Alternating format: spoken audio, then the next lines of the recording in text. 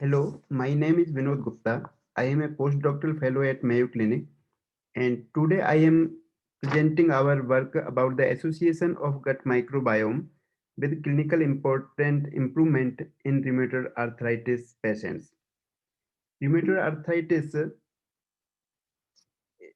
is a systemic autoimmune disease that is characterized by chronic inflammation on joints and destruction of bone and cartilage. Pro-inflammatory cytokines also increases in rheumatoid arthritis patients. Based on disease severity, rheumatoid arthritis patients are classified into three groups: patients with high disease activity, moderate disease activity, and low disease activity patients.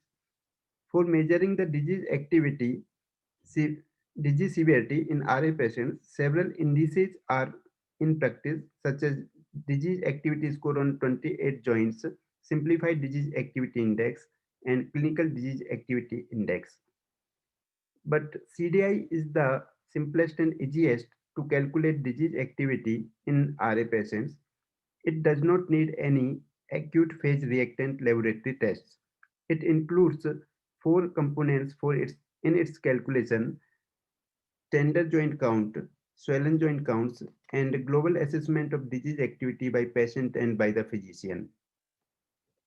Improvement in rheumatoid arthritis disease activity can be measured by calculating the reduction in disease activity between any two time points. A minimum reduction in disease activity between any two time points is required to call it minimum clinically important improvement MCII in disease activity. MCII cutoffs are not the same for all RA patients. It depends upon the disease activity at baseline. For MCII, a reduction of at least 12 is required from baseline to follow-up visit if patients are in high disease activity, 6 for moderate disease activity patients, and 1 for low disease activity patients. In our study, we investigated the difference in gut microbiome composition between RA patients who showed the MCII at follow-up visit and who did not show the MCII. So, in this study, we have collected stool samples from 32 RA patients at two time points between 6 to 12 months of duration and profiled the microbiome for all 32 patients at both time points. Then we also measured the disease activity in each patient at both time points and determined the MCII at follow-up visit, whether they got better or not. And we found that 12 patients got better at follow-up visit and 20 patients did not get better at follow-up visit. Then we performed a Permanova analysis on relative abundances of microbial communities to assess the contribution of clinical and demographic factors to the variance in gut microbial communities among 32 RA patients. And we found that MCII was the second largest contributing factor to the variance in gut microbiome of RA patients after age. As we found that MCII contributes significantly to the variance in gut microbiome of RA patients, we compared the baseline stool metagenomes of RA patients who showed the MCII and who did not show the MCII at follow-up visit. And we found that MCII plus group showed higher distribution of microbial diversity and species richness compared to MCII minus group.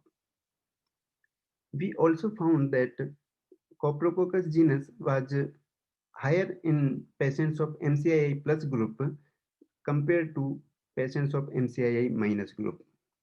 Interestingly, Coprococcus is a butyrate producer and which is known for having anti-inflammatory effects. But further experimental studies are required to investigate the role of butyrate in improvement of RA disease. We also sought to identify the differences in gut microbiome changes from baseline to follow-up visit between patients of MCI plus and MCI minus group, and we found that patients of the MCI plus and MCI minus group showed significant differences in fold change of 6 microbial taxa. Interestingly, 4 taxa showed opposite direction between MCI plus and MCII minus groups. You can see that Oscillobacter increased in MCII plus group but decreased in MCII minus group. And these 3 taxa, Coprococcus, Ruminococcus, and Clostridium leptum, increased in MCII minus group but decreased in MCII plus group.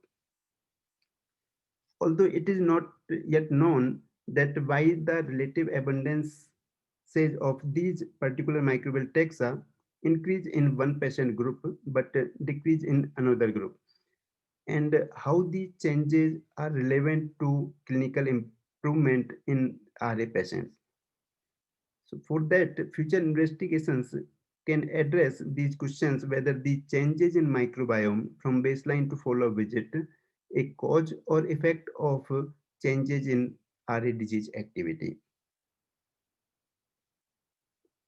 After knowing that there is a significant difference in gut microbiome composition at baseline between patients of MCI plus and minus group, we developed a neural network model which was trained on baseline microbiome profile, clinical and demographic data. And we found higher accuracies for predicting the MCII in RA patients. That was 90%.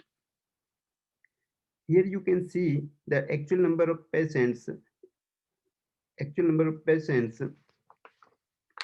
who showed the MCII at follow-up visit and who did not show the MCII at follow-up visit. And you can see that 100% of the patients who got better at follow-up visit were correctly classified by our model. And for better understanding the importance of the microbiome features in MCII likelihood prediction, we rank ordered all the features according to their importance in predicting the MCII likelihood at follow-up visit. And we found that microbiome features were the most important for predicting the MCII. The highest rank for non-microbiome feature was 78, which is for use of CSDMA-RD, and 87th rank for sex of the patients. It indicates that microbiome features are very important in forecasting the MCII likelihood at follow-up visit. So in summary, our study addresses the key questions that are there specific gut microbiome signatures that can predict likelihood of MCII. And in our study, we found the higher microbial diversity and species richness at baseline in RA patients who showed MCII at follow-up visit.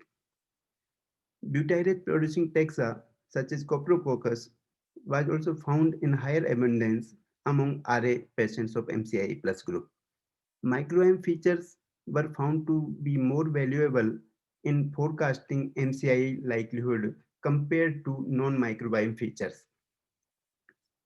Findings in our study indicate that gut microbiome can be used for making better clinically informed decisions for RA patients. Thank you for your attention.